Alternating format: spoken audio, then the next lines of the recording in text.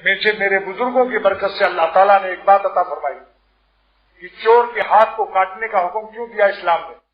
ہمیں تو کیوں کوئی ضرورت نہیں ہے، جو خدا کا حکم ہے بتاؤ بندوں کو کیوں لگانے کا حق ہے؟ آنکھ بند کر کے مت سنو، بہت عظیم الشان علم اللہ تعالیٰ نے عطا فرمایا، جس کو علماء بنگلہ دیش نے بہت سراہا کہ چور کو کاٹنے کی سزا کیوں دیا؟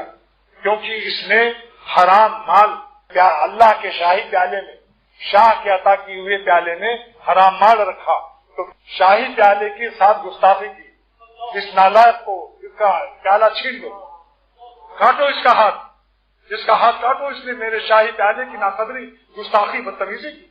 میرے شاہی پیالے میں اللہ نے عطا کیا یہ پیالہ، اس پیالے میں حرام مال رکھتا ہے، لہذا اس کا پیالہ چھین لو، واپس کر دو، یعنی اس کو کاٹ دو، یہ پیالہ اس قابل نہیں کہ اس کو دیا جائے۔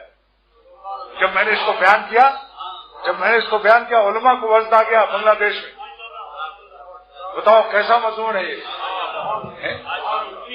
کہ جو پیالہ اللہ نے اپنی ذات سے مانگنے کو دیا اور تم اب چوری اور ڈاکے مار رہے ہو، اس میں رکھ لیا، جیب کاٹ لیا، اب بس میں جا رہا 1 مہینے کی تنخواہ لیے ہوئے، چپے سے اس کا جیب کاٹ لیا۔ شاہی پیالے کے ساتھ گستاخی کرنے والے کو پیالے کا حق نہیں رہا اس کا۔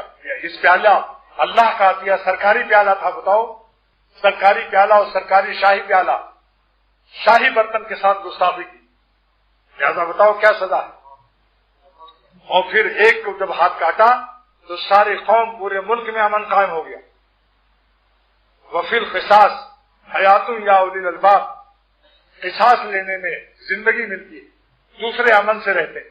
اگر پھانسی نہ دی جائے سارے ملک میں قتل عام ہو جاتا ہے۔